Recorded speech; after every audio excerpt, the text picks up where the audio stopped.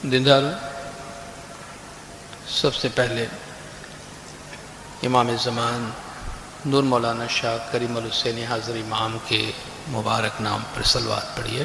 اللہم صلی علی محمد و آل محمد۔ دیندارو، جب ایک بچہ دنیا میں پیدا ہوتا ہے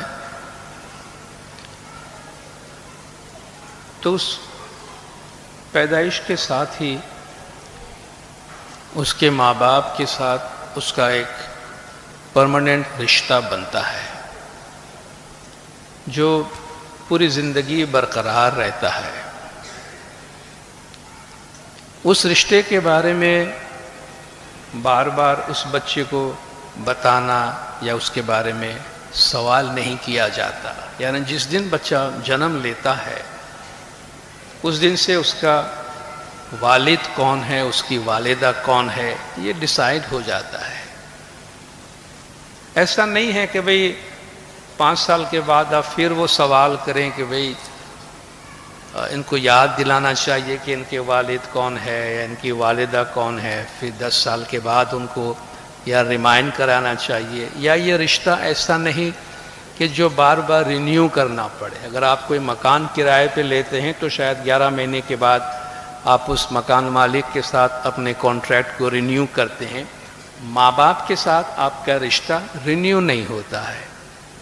ڈے 1 سے آپ کے ماں باپ کے ساتھ ایک پرماننٹ رشتہ بنتا ہے۔ وہ کوئی لیز پہ نہیں ہوتا ہے کہ اس کا لیز ختم ہو گیا یا 20-30 سال 40 سال گزرنے کے بعد وہ رشتہ کمزور پڑ جاتا ہے یا اس کی اہمیت کم ہو جاتی ہے۔ ایسا کچھ بھی نہیں ہوتا۔ وہ قدرت کا بنایا ہوا ایک رشتہ ہے جو ایک پرماننٹ رشتہ ہوتا ہے اور جس پہ بار بار سوال نہیں کیا جاتا۔ جب ہم کوئی عمارت بناتے ہیں تو ہم اس عمارت کی بنیادیں رکھتے ہیں اور پھر ہم ستون بناتے ہیں۔ جس طرح اس عمارت میں جماعت خانے میں ہم بیٹھے، ہم جانتے اس کی بنیادیں ہیں، اس کے ستون ہے، پیلرز ہیں، پھر ہم اس پہ ایک مکان بناتے ہیں اور پھر ٹائم ٹو ٹائم ضرورت پڑنے پر ہم اس مکان کو رینوویٹ کرتے ہیں۔ کوئی کمرہ ہٹا کے کوئی کمرے کی شیپ بدلتے ہیں، کوئی دیوار ہٹاتے ہیں، کوئی کھڑکی یا دروازہ ہٹاتے ہیں، مگر اس میں آپ بنیادوں کو ڈسٹرب نہیں کرتے ہیں، اس میں آپ پلرز کو ڈسٹرب نہیں کرتے ہیں، کیونکہ وہ بار بار ہلانے والی اور بار بار ڈسٹرب کرنے والی چیز نہیں ہے۔ بالکل اسی طریقے سے جب دین کی بنیاد پڑتی ہے، جب اللہ تبارک و تعالی ہمیں ایک دین دیتا ہے، اس نے ہمیں ایک دین دیا ہے، تو دین کے اندر بھی کچھ بنیادیں ہیں اور اس بنیادوں پر ہمارے اعمال تشکیل پاتے ہیں، اس پہ ہم اپنے اعمال کا اسٹرکچر کھڑا کرتے ہیں۔ جو ہمارے رسومات ہیں، ہمارے اعمال ہے، اس میں زمانے کے امام کے مطابق وقتاً فوقتاً چیزیں اس کے فارم صورت میں تبدیلی آتی رہتی ہیں، مگر جو بنیادی نقطۂ نگاہ ہے اور جو دین کی بنیادیں دی گئی ہیں ان بنیادوں پہ بار بار سوال نہیں ہوتے ہیں اور ان بنیادوں کو بار بار ہٹایا نہیں جاتا ہے۔ اور جب ہم دین کی بنیادوں کی بات کرتے ہیں، اللہ تبارک و تعالیٰ نے قرآن حکیم میں بار بار ایک جملے کے ذریعے سے دین کی 2 بنیادوں کی ہمیں یاد دہانی کروائی ہے کہ اقیموا الصلاۃ وآتوا الزکوٰۃ، صلاۃ قائم کرو یعنی خدا کی عبادت کرو دعا نماز کی صورت میں، اور زکوٰۃ ادا کرو۔ زکوٰۃ کا مطلب اس کے 2 معنی ہوتے ہیں، ایک پاکیزگی ہے اور دوسرا ایبنڈنس یا برکات ہے، یعنی اپنے مال کو پاک کرنے کے لیے اور اپنے مال میں برکات کے لیے تم اس میں سے اللہ کا حق جدا کر دو۔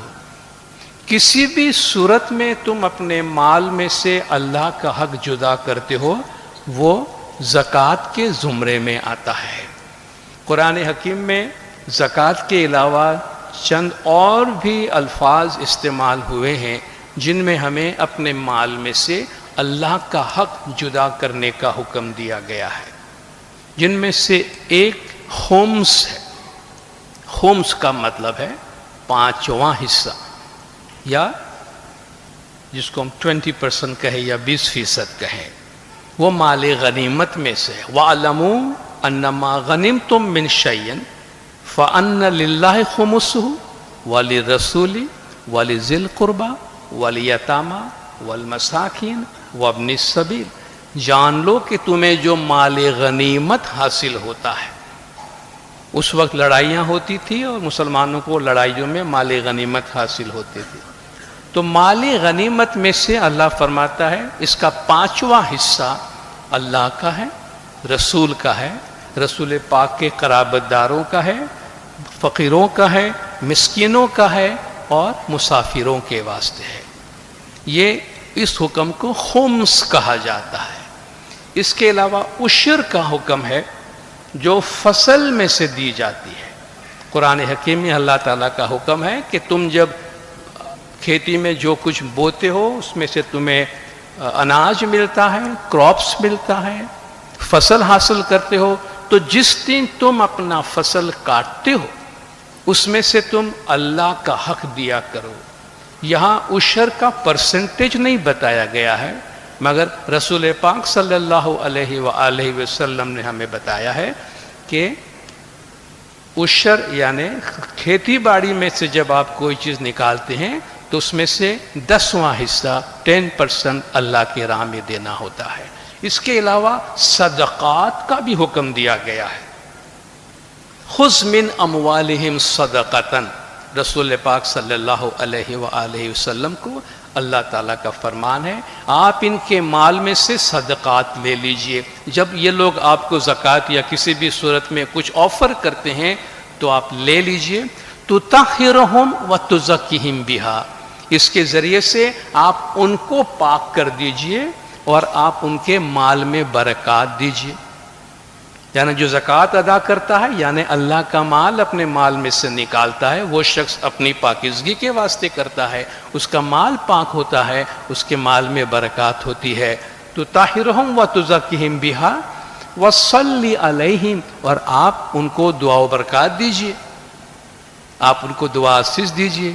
ان صلاتک سکن لہم، بے شک آپ کی دعا میں ان کے لیے سکون ہے، ان کے لیے راحت ہے۔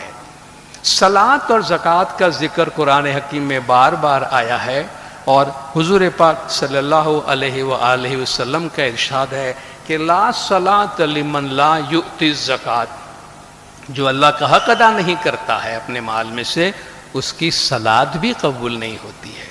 برکت المال فی اداء الزکوٰۃ، مال میں سے اللہ کا حق نکالنے سے مال میں برکات ہوتی ہے۔ مانع الزکوٰۃ فی النار، جو اپنے مال میں سے اللہ کا حق نہیں نکالتا، زکوٰۃ نہیں نکالتا، اس کو پاک نہیں کرتا ہے، وہ جہنم میں ہے۔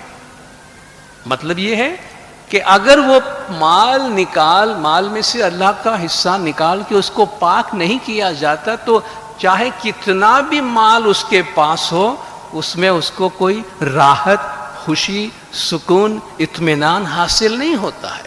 یہ سب کچھ ہونے کے بعد بھی ایسا لگتا ہے کہ جیسے وہ ایک بے چینی کی کیفیت میں ہے، یعنی فرماتے ہیں کہ وہ جیسے آگ کے اندر پڑا ہوا ہے۔ اسلام میں 2 میجر تشریحات ہیں، آپ جانتے ہیں، اہل سنت والجماعت اور اہل شیعہ۔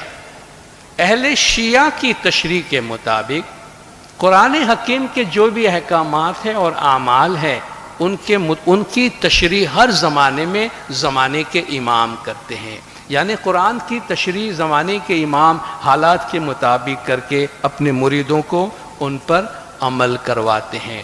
اور امام علیہ السلام کی تشریحات اور ارشادات کے مطابق زکوٰۃ، خمس، عشر، یہ تمام چیزیں دسوند میں شمار ہو جاتی ہے۔ جب ایک مومن امام کا حق دسوند مال واجبات ادا کرتا ہے اپنے حق حلال کی کمائی میں سے، تو اس میں زکوٰۃ، عشر اور خمس، یہ تمام احکامات جو قرآن میں ہے وہ اس کے اندر شامل ہو جاتے ہیں۔ امام سلطان محمد شاہ صلوات اللہ علیہ نے 1948 کی 5 فروری کو، اتفاق سے آج بھی 5 فروری ہے، دیکھ لیجئے، 5 فروری 1948 کو مولا کا یہ پیغام ایسٹ افریقہ جماعت کے واسطے تھا. All mandlis such as 5 بار سال and my spiritual children of other mandlis should not forget that the soul is the foremost of all duties, and without it there is no foundation. Just as without dua, even 2 minutes each time, there is no foundation for other prayers. تمام منڈلی والے یہ یاد رکھیں کہ دسون، یعنی وہ اس کو فراموش نہ کریں کہ دسون ہماری تمام ذمہ داریوں میں اولین ذمہ داری ہے، اور اس کے بغیر مذہب کی کوئی بنیاد نہیں ہے.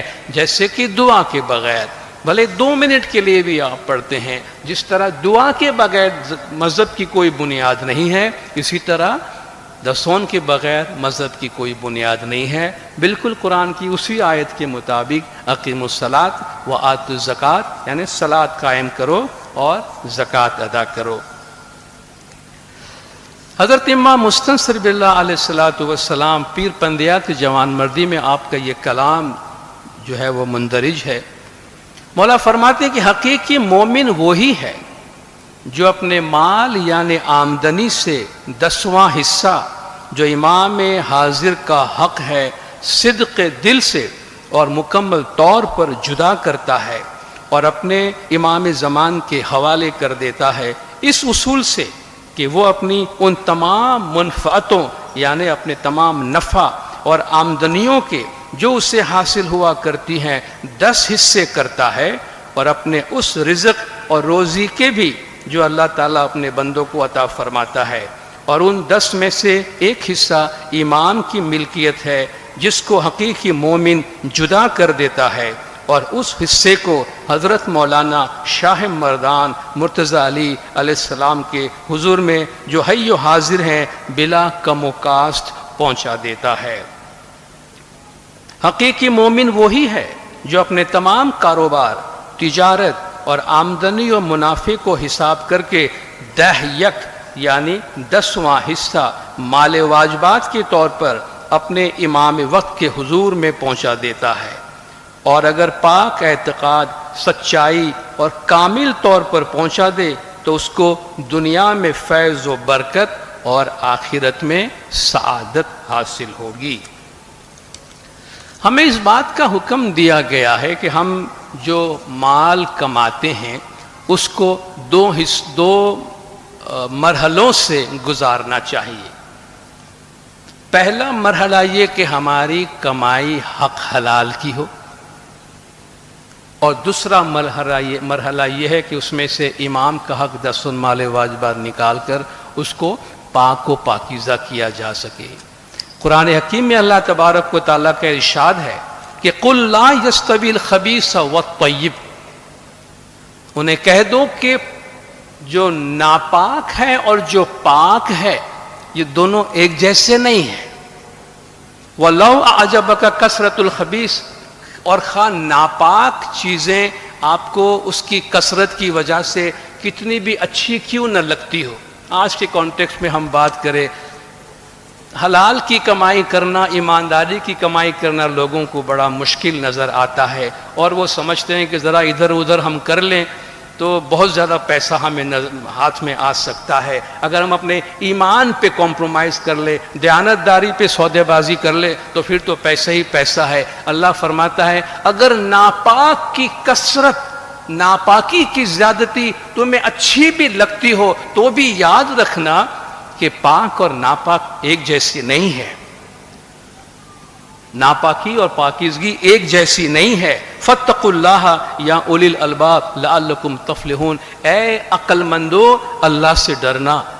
اگر تمہیں خدا نے عقل دی ہے اور تم فلاح چاہتے ہو، کامیابی چاہتے ہو تو اللہ سے ڈرنا، اور ناپاکی تم کو کتنی بھی اٹریکٹیو نظر آئے، کتنا بھی تم کو اس میں اٹریکشن ہو، اس کی طرف نہیں جانا. یاد رکھنا یہ دونوں چیزیں ایک جیسی کبھی بھی نہیں ہو سکتی ہے.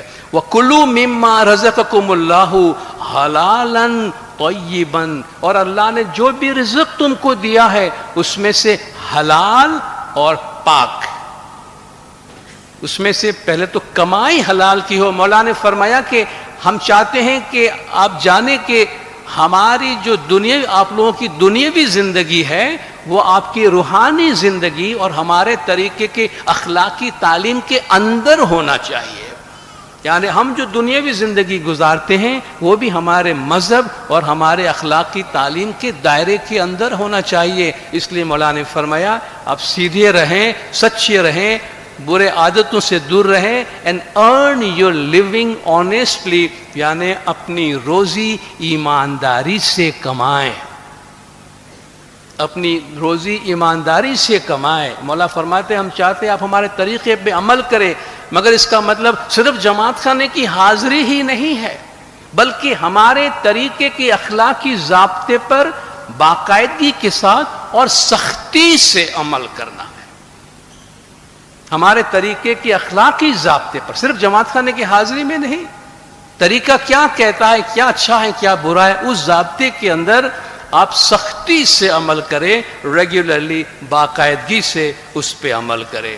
کیوں یہ کہا جاتا ہے حق حلال کی روزی کیوں ضروری ہے؟ انگلش میں کہتے ہیں you are what you eat, آپ وہ ہیں جو آپ کھاتے ہیں۔ ہمارا وجود جو بنتا ہے یہ وہ ہے جو ہم کھاتے ہیں، مگر ہر کھانے کے ہر خوراک، ہر غذا کے دو قسم کے اثرات ہوتے ہیں۔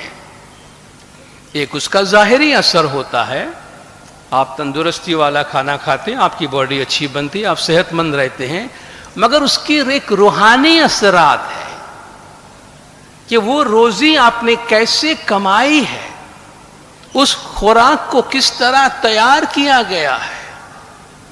ان تیسا من کہتے ہیں، آپ کی جیسی خوراک ہے ویسا آپ کا دل ہے۔ آہار تے وہ وچار، آپ جو کھاتے ہیں اس کے مطابق خیال آتا ہے۔ ہمارے وجود میں ہم جو خوراک ڈالتے ہیں وہ چراغ میں ایندھن کے مطابق، ایندھن کی طرح ہے۔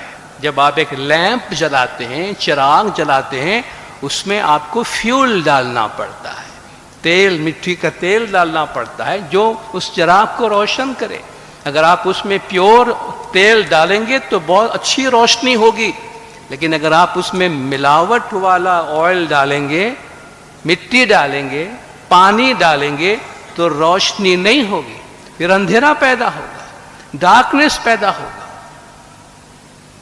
اسی لیے ہم سے کہا جاتا ہے کہ ہم جو کھاتے ہیں اس کے ظاہری اثرات ہوتے ہیں، اس کے باطنی اثرات ہوتے ہیں، اور ہم خود بھی اپنے عام دنوں میں اپنے کھانے پینے کی چیزوں میں اس کا لحاظ کرتے ہیں۔ ہم خود بھی اس فرق کو سمجھتے ہیں۔ آپ جماعت خانہ سے جرا لے کے جاتے ہیں اور بازار سے فروٹ لے کے آتے ہیں، ان دونوں میں آپ فرق کرتے ہیں کہ نہیں کرتے؟ کیوں کرتے ہیں؟ ان دونوں میں فرق کرتے ہیں نا۔ آپ جماعت خانے سے آب شفا پیتے ہیں اور گھر میں پانی، آپ بہترین مہنگے سے مہنگا منرل واٹر گھر پہ لا کے پیتے ہوں گے، کیا آپ اس کو آب شفا کے برابر سمجھتے ہیں؟ وہ آب شفا کی چھوٹی سی پیالی کی جو آپ کے پاس قدر و قیمت ہے، وہ مہنگے سے مہنگے منرل بوتل کی ہے آپ کے پاس نہیں ہے۔ کیا فرق ہے دونوں میں؟ کیوں ہم خود ہی کیوں اتنا فرق کرتے ہیں؟ آپ اپنے گھر سے جماعت خانے کی ناندی بھی خرید کے لے جاتے ہیں، تب بھی آپ دوسرے کھانوں سے اس میں تھوڑا سا فرق کرتے ہیں۔ اس میں آپ کا ایک تقدس، ایک احترام اس کے ساتھ، وہ کیا چیز ہے احترام؟ جماعت خانے کی مہمانی سے آپ ایک فروٹ 1000 روپے کا لے لیتے ہیں، جو آپ کو باہر شاید 20 روپے کا مل جائے، کس چیز کا 1000 روپیہ دے رہے ہیں؟ اب فروٹ کا نہیں دے رہے ہیں، فروٹ کا نہیں دے رہے، اس کے جو روحانی اثرات ہے، اس کی قیمت تو نہیں ہوتی ہے، مگر ہم اس کی قدر کی طرف ہمارے جو ویلیو ہے اس کا اظہار کرتے ہیں کہ پیسہ اس کے سامنے کچھ بھی نہیں ہے۔ ہم اس کے اندر جو دعائیں شامل ہے، اس گھر سے ہو کے یہ چیز آئی ہے، اس میں جو تقدس شامل ہے، ہم اس کا احترام کرتے ہیں، جس کے لیے سب کچھ قربان ہے۔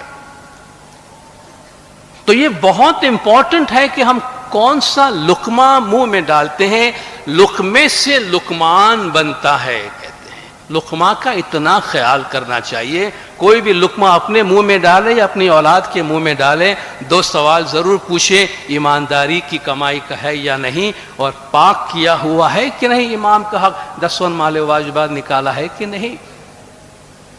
بلکہ وہ تو چھوڑیے، وہ کھانا جو مائیں اپنے پیار سے، محبت سے اپنے بچوں کے لیے گھر میں پکاتی ہیں، اپنا پیار ڈال کے، بھائی کے لیے بہنیں پکاتی ہے، یا بیوی اپنے شوہر کے لیے پکاتی ہے، یا ایون گھر کا مرد ممبر بھی کبھی کھانا پکاتا ہے اپنے لیے یا کسی اور کے لیے، اس کھانے میں اور یہ جو آپ ریسٹورانٹ میں جا کے کھانا کھاتے ہیں، اس میں زمین آسمان کا فرق ہوتا ہے. وہ کھانا کوئی آپ کے لیے پیار سے، ریسٹورانٹ میں آپ ہزاروں روپے دے کر آتے ہیں، مگر اس کو، وہ کھانا انہوں نے ہمارے پیار میں نہیں بنایا ہے، انہوں نے ہمارے جیب کے پیار سے بنایا ہے. وہ اور بات ہے. ان کو ہمارے والیٹ سے، ہمارے کریڈٹ کارڈ میں انٹرسٹ ہے، باقی ان کو کسی چیز میں انٹرسٹ نہیں ہے. ایک ماں اپنے گھر میں جو چیز اپنے بچے کے واسطے بناتی ہے، اس پہ سارا پیار ڈال دیتی ہے، وہ سارا پیار ڈال دیتی ہے اس کھانے میں. اور وہ کامرشل کھانے میں بھی زمین آسمان کا فرق ہے. آج ڈے بائی ڈے ہم باہر کے کھانے اور ٹیک اوے اور کامرشل کھانے پہ بہت ڈیپینڈ کرنے لگے ہیں. اس کا بھی شاید ایک اثر ہمارے رشتوں پہ پڑا ہے کہ رشتے کمزور ہونے لگے ہیں، رشتوں کی اہمیت کم ہونے لگی ہے، لوگوں میں پیار محبت کم ہونے لگا ہے. کوئی ایک ایکسرسائز ہم 3 مہینے کے واسطے کر کے دیکھیں، تھوڑا مشکل ہے مگر ٹرائی کریں تاکہ اس کا فرق ہم محسوس کریں گے. اگر پانی کا ایک ٹب بھرا ہو، پانی کی ایک ٹینک بھری ہو، اس میں پانی گندا بھی ہو، اگر آپ ایک طرف سے اس کو ڈرین کر دیں کہ گندا پانی نکلتے جائے اور دوسری طرف سے صاف پانی ڈالتے جائیں، تو کچھ عرصے کے بعد گندا پانی نکل جائے گا اور سارا پانی صاف ہو جائے گا. برابر ہے؟ اگر ہم اپنے وجود میں انٹیک، ہمارا جو انٹیک ہے جو اپنے وجود میں ڈالتے ہیں، اس کو اگر ایک دفعہ ہم فلٹر کر ڈالیں کہ اس میں سے ناپاکی کوئی ہمارے پیٹ میں نہیں جائے گی، تو گریجولی جو ٹاکسن ہے ہمارے باڈی کے اندر، جو ہمارے غلط کاریوں کی وجہ سے ہمارے روح پہ، ہمارے وجود پہ جو اثر پڑا ہے، آہستہ آہستہ وہ نکل جائے گا اور ہم اپنے اندر ایک پاکیزگی محسوس کریں گے. اگر ہم 3 مہینے کے واسطے ایسا کچھ کر سکتے ہیں کہ ہم ایک بھی لقمہ اپنے منہ میں حرام کا نہ ڈالے، حرام سے میری مراد ہے جو ہم نے ایمانداری کا نہیں کمایا ہو. یقین کر لے کہ ہم نے اس کو ایمانداری سے کمایا. ایک بھی جھوٹ نہیں بولیں گے، ایک بھی جھوٹ نہیں بولیں گے، ایک بھی غلط کام نہیں کریں گے، اور جہاں تک ممکن ہو ہم پیار و محبت سے پکایا ہوا گھر کا کھانا کھائیں گے. کس نے ہمارے لیے محبت سے پکایا ہو. دیکھیں 3 مہینے میں ہمیں اپنے اندر کتنی تبدیلی محسوس ہوگی. جماعت خانے میں جو لوگ سفرہ بناتے ہیں یا جو لوگ جراب بناتے ہیں یا جماعت خانے کے لیے چیزیں بناتے ہیں، اس میں کتنی بھاونا جاتی ہے، اس میں کتنی دعائیں جاتی ہیں، اس میں کتنے صلوات اور کتنی تسبیح جاتی ہے. ان تمام چیزوں سے ہم محروم ہو جاتے ہیں اگر ہم ہمیشہ باہر کی چیزوں پہ ہی ڈیپینڈ کرتے ہیں. تو یہ ہمیں ہماری خوراک، ہمارے تھاٹس جو بھی ہم اپنے وجود کے اندر ڈال رہے ہیں، ان کو فلٹر کرنا بہت ضروری ہے، کیونکہ جو انسان بوتا ہے وہی انسان کاٹتا ہے. اگر ہمارے وجود میں غلط چیزیں جا رہی ہے اور ہم یہ امید رکھیں کہ اندر سے اچھی چیزیں پیدا ہو، تو نہیں ہوگی. میں نے صرف ہم ایک لاؤڈ تھنکنگ کر رہے تھے. آج کل ہمارا معاشرہ جو اتنا گندا ہو گیا ہے، جہاں آپ کو سچا انسان ڈھونڈنا بڑا بھاری پڑ گیا ہے، سچائی سے کام کرنا بڑا مشکل ہو گیا ہے. آپ کو نہیں لگتا ہے اس کی بہت بڑی وجہ یہ ہے کہ اربوں خربوں روپے گندے پیسے سوسائٹی میں پھیل گئے ہیں؟ اربوں خربوں روپے حرام کے سوسائٹی میں پھیلے جو ہر انسان کے منہ میں جا رہا ہے.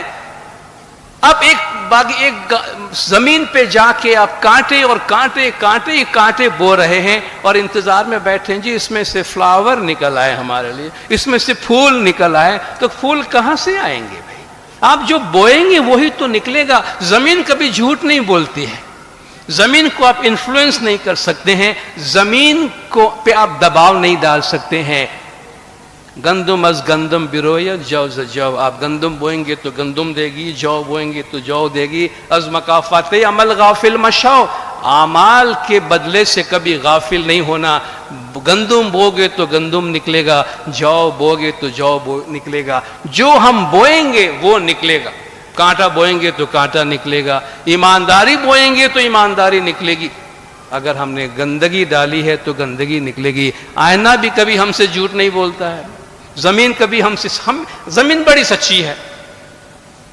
آپ ڈالے کچھ اور امید رکھیں کچھ اور نکلے, زمین بولے سوری بھائی میرا کام وہی دینا ہے جو آپ نے مجھے دیا ہے. آئینے کے سامنے جا کے کھڑے رہ جائیں, کتنا بھی مہنگا آئینہ لے کے آپ آئے, اب یہ نہیں سمجھنا کہ مہنگا آئینہ ہوگا تو میرے شکل جیسی ہے اس سے کچھ اچھا دکھائے گا ہمیں وہ آئینہ. آئینہ تو وہی دکھائے گا جو بندہ جیسا سامنے کھڑا ہے, مطلب جو ہے وہی آئے گا. تو ہم جو کچھ ہمارا انٹیک ہے, جو ہم لے رہے ہیں, یاد رکھیے ڈونٹ بی شارٹ سائٹڈ. قریب کا نہ دیکھیں, دور کا دیکھیں. یہ دنیا بڑی چھوٹی سی ہے, لائف بہت مختصر سی ہے, کبھی ختم ہو جائے گا معلوم نہیں. مولا فرماتے ہیں ایٹرنیٹی کو سامنے رکھو, ابدیت کو سامنے رکھو, اس زندگی کو سامنے رکھو جہاں یہ اعمال اس کے بدلے ہم کو لے کے جانا ہے. ایک بادشاہ نے ایک دفعہ یہ سوچا اپنے وزیروں کو کچھ درس دے.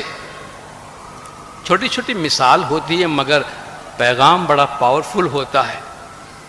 سبق دینے کا سوچا, 3 وزیروں کو بلا کر کہا, 3 تھیلا ان کو دے دیا کہ تم جاؤ باغیچے میں, نکل جاؤ جنگلوں میں اور میرے لیے بہترین فروٹ, بہترین میوے جمع کر کے ایک تھیلا بھر کے لے آؤ.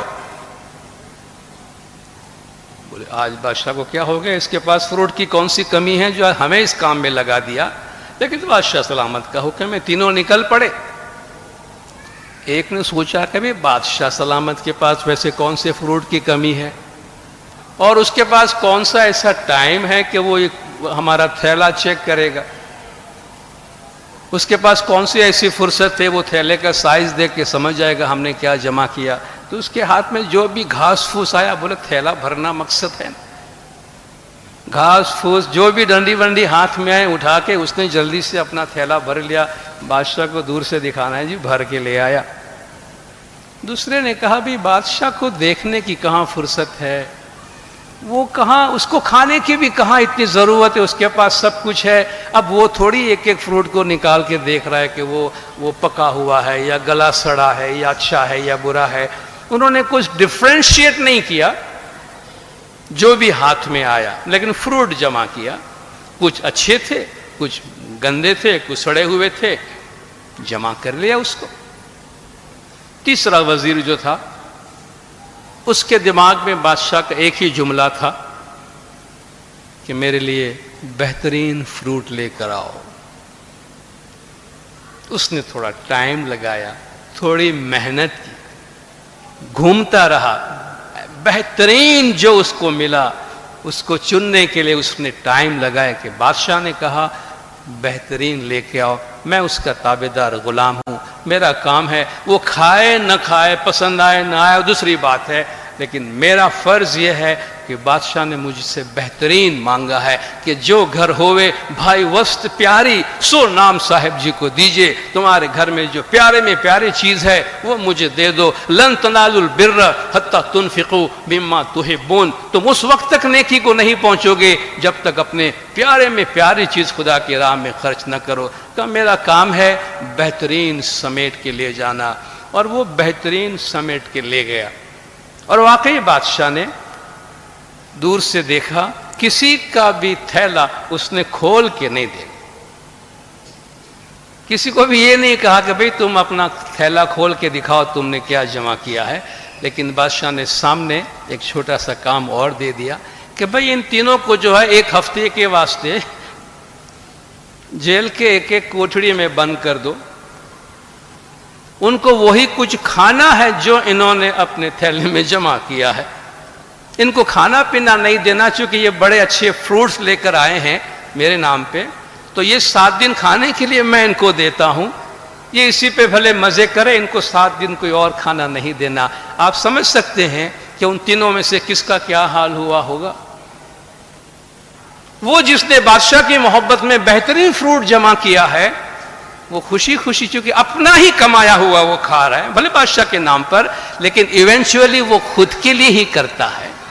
جو دسون دیتا ہے، زکوٰۃ دیتا ہے، عبادت کرتا ہے، کون سا کسی اور کے لیے کرتا ہے؟ دسون دے کر کیا ہم امام پر احسان کرتے ہیں؟ جماعت خانے آ کر کیا ہم امام پر احسان کرتے ہیں؟ اپنے بچوں کو اسکول بھیج کر کیا اسکول والے پہ احسان کرتے ہیں؟ ہم سب کچھ اپنے لیے کرتے ہیں۔ ہم اپنی صحت کی دیکھ بھال کر کے کیا کسی ڈاکٹر پہ یا ہاسپٹل پہ احسان کر رہے ہیں؟ ہم تو اپنے آپ پہ احسان کر رہے ہیں، اپنا ہی گھر بنا رہے ہیں۔ تو جس نے جو جمع کیا تھا، اب وہ گھاس پھوس والا بیچارہ ہفتے بھر گھاس پھوس میں گزارا کرتا رہا۔ مختصر مثال یہ ہے کہ جو بوئیں گے وہ کاٹیں گے۔ جو کچھ ہم کر رہے ہیں یہاں، اس کو صرف 10 سال 20 سال 50 سال تک نہ دیکھیں، یہ صرف چھوٹا سا لائف کا ایک بڑا چھوٹا سا حصہ ہے۔ آگے دیکھیں، روح کے ساتھ یہ سب چیزیں چلنے والی ہے، اس کا پھر کیا کریں گے؟ اس چیز کو سامنے رکھے۔ کہتے ہیں شیطان کے ساتھ بیٹھ کر بریانی کھانے سے مولا کے ساتھ بیٹھ کر سوکھی روٹی کھانا زیادہ اچھا ہے، کیونکہ کمپینین بہت امپورٹنٹ ہے۔ آپ اچھا کھانا کھا رہے ہو مگر کس کے ساتھ بیٹھ کے کھا رہے ہو؟ آپ بھلے سادہ کھانا کھا رہے ہو مگر کس کے ساتھ بیٹھ کے کھا رہے ہو، وہ دیکھو۔ اس میں جو لذت آئے گی ادھر وہ لذت نہیں آئے گی، کیونکہ سنگت اور جگہ وہ پوری جگہ ہی کچھ اور ہے۔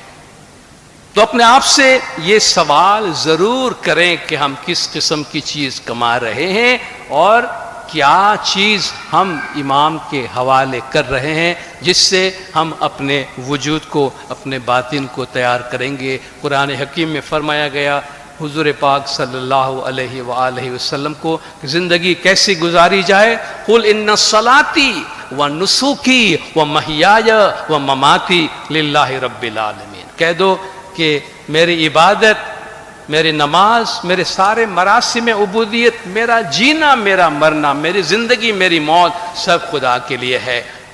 جب زندگی موت سب خدا کے لیے ہے تو اس میں ہم کسی اور چیز کی طرف کیسے دیکھتے ہیں؟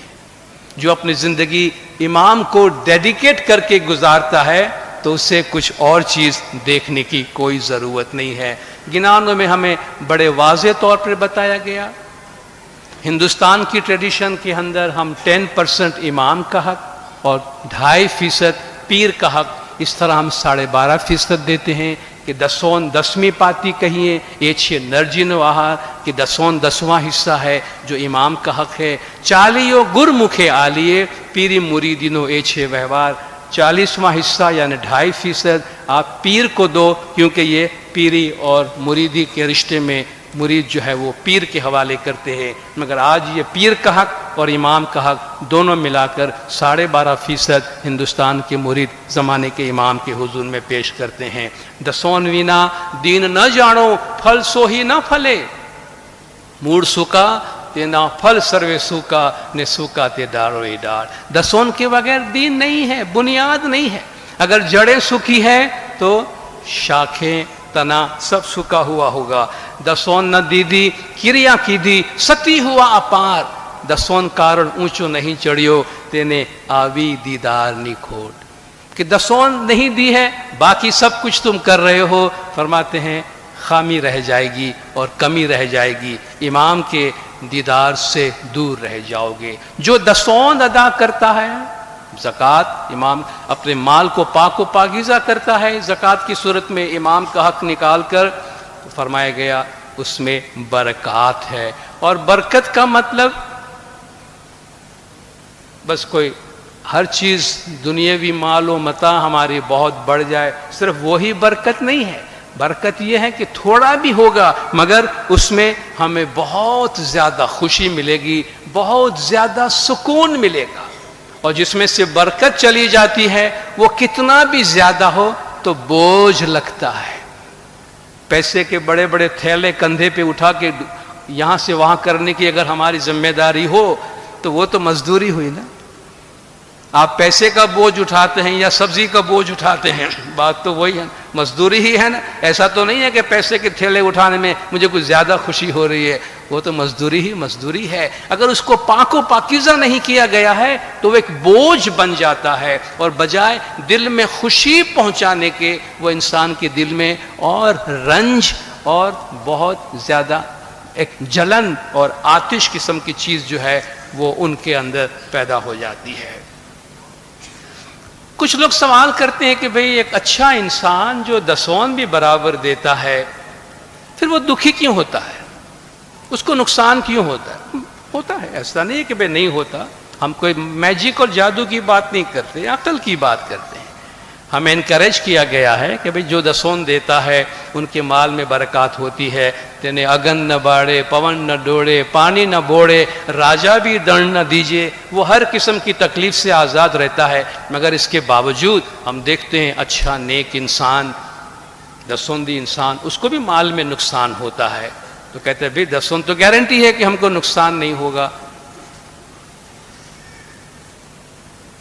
اگر ہم یہ سمجھتے ہیں کہ ہم ایک جنگل میں چلے جائیں اور ہمارے سامنے سے شیر آ جائے اور ہم شیر سے کہیں جی مجھے نہیں کھانا، میں ویجیٹیرین ہوں، تو کیا شیر ہم کو چھوڑ دے گا؟ ہم ویجیٹیرین ہے کہ ہم سبزی کھاتے ہیں، گوشت نہیں کھاتے، اس لیے شیر ہم پہ کوئی رحم کرے گا؟ کیونکہ تم ویجیٹیرین ہو، میں تو ویجیٹیرین نہیں ہوں نا، شیر تو ویجیٹیرین نہیں ہے. تو میں ویجیٹیرین ہوں، اس سے شیر کو کیا فرق پڑنے والا؟ اس کا مقصد تو انسان کو کھانا ہے. کہنے کا مطلب یہ ہے ہم نیک ہیں، اچھے ہیں، اس کا مطلب یہ نہیں کہ زمانہ ہم کو بخش دے گا. دسون مذہب عبادت کبھی آپ کو یہ نہیں کہتا ہے کہ آپ دعا پڑھیں گے، جماعت خانے میں آئیں گے، دسون دیں گے تو آپ کو کبھی کوئی تکلیف نہیں آئے گی، آپ پہ کوئی مصیبت نہیں آئے گی. یہ بالکل انشورنس کی طرح ہے. آپ انشورنس پالیسی لیتے ہیں، کروڑوں روپے کی پالیسی آپ لیتے ہیں، دنیا کی کوئی انشورنس کمپنی آپ کو یہ گارنٹی دیتی ہے کہ آپ ہماری پالیسی لیجئے آپ پہ موت نہیں آئے گی، آپ ہماری پالیسی لیجئے آپ کبھی مریں گے نہیں، آپ ہماری پالیسی خریدے آپ کبھی بیمار نہیں پڑیں گے، آپ ہماری پالیسی خریدے آپ کے دکان پہ کبھی آگ نہیں لگے گی. ایسی گارنٹی کوئی دیتا ہے؟ کوئی نہیں دیتا. سب یہ کہتا ہے ہماری پالیسی خریدے، جب آپ کے 100 سال پورے ہو جائیں گے تو آپ کی فیملی کو ہم سپورٹ کریں گے. آپ کے ایکسیڈنٹ ہو گئی، آپ بیمار ہو گئے، ہم آپ کو یہ سپورٹ، یہ کوریج آپ کو ملے گا. تو مذہب بھی ہم سے یہ کہتا ہے کہ اگر آپ مذہب کا سہارا لیتے ہیں تو جہاں دوسرے ایسے حالات میں دکھی ہو جاتے ہیں وہاں آپ کورڈ محسوس کریں گے کہ بہت کچھ ہونے کے باوجود آپ کو ایک سہارا محسوس ہوگا، ایک ہمت محسوس ہوگا. ایسا محسوس ہوگا کہ جیسے ہم کسی بہت زبردست طاقتور ہستی کے گود میں جا کے بیٹھے ہیں جو ہمارے مشکلات میں ہمارا سہارا بنتا ہے. تو مذہب دسون ہمیں سہارا فراہم کرتا ہے، یہ گارنٹی نہیں دیتا کہ بھئی دکھ اور مشکل نہیں آئے گی. وہ آنے سے یہ چیزیں ہیں جو اس مشکل میں ہمارے لیے ہمت اور ہمارے لیے سہارا بن جاتے ہیں. بعض لوگ ایک بہت اہم سوال پوچھتے ہیں کہ ٹھیک ہے پچھلے امام کا فرمان ہے، گنانوں میں ہے، قرآن آیات ہے، مگر حاضر امام، مولانا حاضر امام ہارڈلی کبھی دسون پہ کوئی فرمان کرتے ہیں. اب اتنے سارے مولا کے فرامین ہو رہے ہیں، اب دیکھیے ہم بھی کتنے ہوشیار، کتنے سمجھدار اور کتنے غور سے مولا کے فرمان سنتے ہیں، اور ہم غور سے دیکھتے ہیں کہ مولا دسون پہ فرمان نہیں کر رہے ہیں، انہوں نے اس کو پکڑ لیا ہے کہ بھئی مولا دسون میں فرمان نہیں کر رہے. ہم یہ سوال کیوں پوچھ رہے ہیں کہ مولا دسون میں فرمان نہیں کر رہے ہیں؟ بیک آف دا مائنڈ کہیں نہ کہیں سے خدا نہ خواستہ ہم یہ جواب سننا چاہتے ہیں کہ ابھی دسون نہیں دیں گے تو چل جائے گا شاید، کیونکہ حضرت امام آج کل اس پہ کوئی فرمان نہیں کرتے ہیں. دیندارو، امام زمان کو کون سی بات واضح طور پہ فرمانا، کون سی بات نہیں فرمانا، یہ امام کا اختیار ہے. امام کا اختیار ہے. آپ پچھلے امام کے فرمان میں اور حاضر امام کے فرمان میں آپ کو بہت فرق نظر آئے گا. پچھلے امام آپ کو شاید ڈاکٹروں کا نام بھی بتاتے تھے, سبزیوں کا نام بھی بتاتے تھے کہ گوشت کس طرح کھانا اور ساکس پہننا, کپڑے کس طرح پہننا, کتنی چھوٹی چھوٹی باریک چیزیں مولا فرمایا کرتے تھے. آج مولا صرف فرماتے ہیں اپنے ہیلتھ کا کیئر کرو, ڈاکٹر کے پاس ریگولرلی جاؤ. اس میں ساری باتیں آ جاتی. آج وہ تمام چیزیں ادارے ہم کو بتاتے ہیں اور مولا بنیادی جملے فرماتے ہیں جس میں سب کچھ آ جاتا ہے. جب مولا فرماتے پریکٹس یور فیتھ ریگولرلی, اپنے مذہب کی باقاعدہ پریکٹس کرو. اب آپ مجھے بتائیے مذہب میں کیا ہے؟ میں نے پہلے ہی آپ سے کہہ دیا کہ مذہب بنیادوں پہ کھڑی ہے. اب پریکٹس آف فیتھ میں کیا فاؤنڈیشن ہی نہیں ہے؟ غائب. جماعت کی پریکٹس کرنا مذہب کی, اس میں سے بنیادی چیزیں نکل گئی ہیں. وہ تو بنیاد ہے, اس کو بولنے کی کیا, جس طرح میں نے کہا کہ ماں اور باپ کو بار بار بولنے کی ضرورت نہیں کہ ماں باپ ہے, اب پیدا ہوئے اس دن سے وہ ہے, اس کو پھر ریمائنڈ کرانے کی ضرورت نہیں ہے. تو یہ مذہب کی بنیادیں ہیں, فاؤنڈیشن ہے. جب مولا فرماتے کم تو جماعت کھانا ریگولرلی, تو کیا مولا فرماتے ہیں کہ آپ ایک دروازے سے آگے دوسرے دروازے سے نکل جاؤ؟ کیا مولا یہ فرماتے ہیں؟ کم ٹو جماعت خانہ ریگولرلی مطلب جماعت خانہ کی ساری کارروائی کرو, ٹھیک ہے نا. اس میں لکھا تو نہیں کہ کم ٹو جماعت خانہ ریگولرلی, پھر ہے زندہ بھی بولنا, مکھی کے پاس تو وہ بھی کرنا, اور پھر دعا بھی کرانا, چھانٹا بھی لینا, نیاز بھی پینا, گنان بھی بولنا, قصیدہ بھی پڑھنا, کھڑا گنان بھی بولنا, ہے کہیں فرمان کے اندر؟ بٹ کم ٹو جماعت خانہ ریگولرلی, آ گیا نا سب کچھ. جب بچوں سے کہتے ہیں اسکول باقاعدگی سے جانا, تو کیا ہے اس کا مطلب کہ کلاس روم کے ایک دروازے سے گھس کے دوسرے دروازے سے نکل کے گھر پہ آ جانا؟ نہیں نا. اسکول ریگولرلی جاؤ مطلب تعلیم ریگولرلی حاصل کرو, یہی ہے نا. تو اسکول ریگولرلی جانے میں سب کچھ آ جاتا ہے. ڈاکٹر کے پاس جاؤ کا کیا مطلب ہے؟ ڈاکٹر کو دکھاؤ, ڈائگنوز کراؤ, پرسکرپشن دکھاؤ, دوا لو اور دوا کھاؤ. یہ سب اس کے اندر شامل ہے نا کہ ڈاکٹر کے پاس جاؤ. اب ڈاکٹر کے پاس گئے ہیں اور ڈاکٹر نے آپ کو 4 دوائیاں لکھ کے دی ہیں, اور ہم چاہتے ہیں کہ اس دوائیوں میں بھی ہم سلیکٹیو بنے. ٹھیک ہے, دوا آپ نے 4 لکھ کے دی ہے, مگر 2 مجھے اچھی لگتی ہے, 2 نہیں لگتی, تو میں نہیں کھاؤں گا. آپ نہیں کھائیں گے وہ آپ کا فیصلہ ہے, مگر پھر آپ کی بیماری کا جو علاج ہونا ہے اس کے لیے ڈاکٹر ذمہ دار نہیں ہے. تو امام کی طرف سے جو ہمیں دین میں چیزیں پرسکرائب کی گئی ہے, یہ مرید کا اختیار نہیں ہے کہ سلیکٹیو بنے. یہ 2 تو آسان ہے, میں کر ڈالوں گا, یہ میرے سے مشکل ہے, یہ میں نہیں کروں گا, اس کے لیے تو زیادہ ڈاکٹر نے بولا نہیں تو میں نہیں کھاؤں گا. بھئی ایک دفعہ ایک چیز جو بنیاد میں آ گئی ہے سو آ گئی ہے. جو چیزیں مذہب کی بنیاد ہے اس بنیاد کو آپ بار بار چھیڑتے بھی نہیں ہیں. اس پہ مذہب کی ساری عمارت کھڑی ہے. آپ امتحان دینے کے لیے جاتے ہیں, امتحان کے کمرے میں بیٹھتے ہیں, آپ سے کہہ دیا گیا یہ 6 سوال آپ کو کرنے ہیں. اب وہاں جی بس 2 سوال کروں گا, باقی 2 نہیں کروں گا. ٹھیک ہے, نہیں کرو.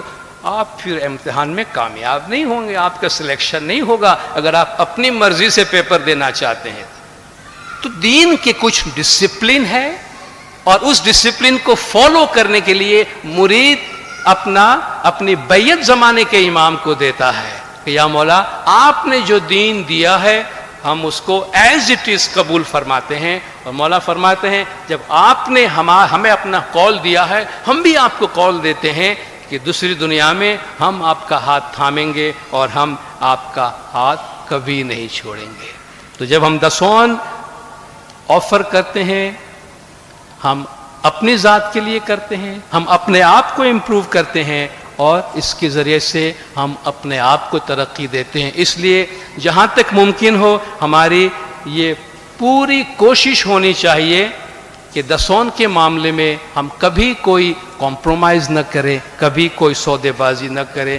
دین کا کام ہے, مذہب کا کام ہے پیغام پہنچا دینا, اور بار بار یہ پیغام پہنچا دیا جاتا ہے.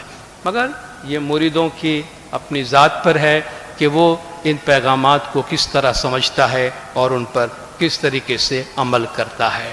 دسون کے حوالے سے 1-2 اور سوال ہے جو میں ذکر کر کے اپنی جگہ لوں گا.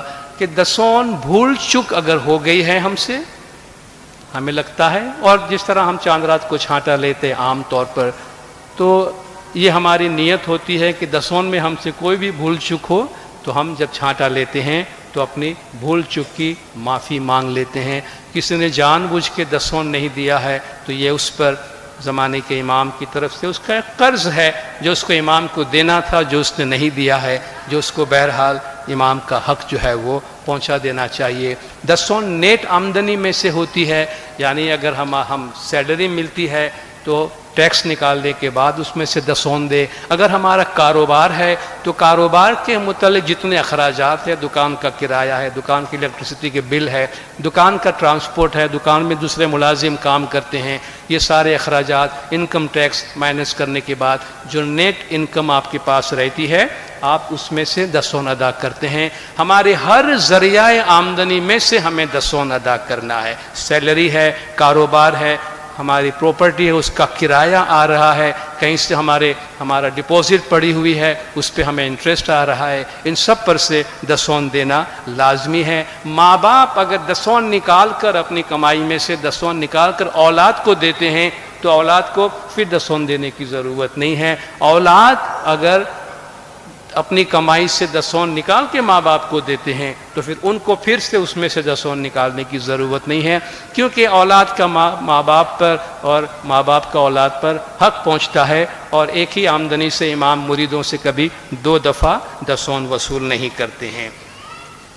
اور ہماری جماعت میں آپ دیکھیں ایک دسون ہی ہے جس کے بارے میں جماعت سے گزارش کی جاتی ہے کہ یہ ہمارا فرض ہے جو ہم ادا کریں.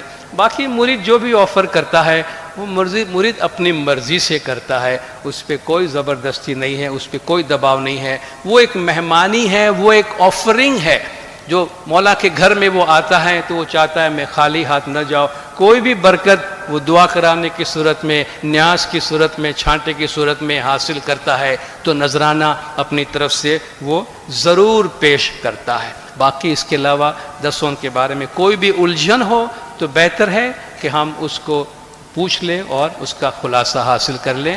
مگر یہ ہمارے طریقے کی جو بنیاد ہے اس بنیاد پر مضبوطی سے قائم رہے، کیونکہ یہ ہمارے ایمان کی سلامتی اور مذہب پر ہمیں مستحکم رکھنے کی بہت بڑی ضمانت ہے. خداوند نور مولانا شاہ کریم الحسین حاضر امام ہم سب کو دسون سکریت میں ہمیشہ پورا رکھے، مولا گنج جماعت کی تمام گناہ معاف کرے، سب کی نیک امیدیں پوری کرے، ایمان دیدار نصیب کرے. صلوات پڑھے دلدار. اللہم صلی علی محمد و علی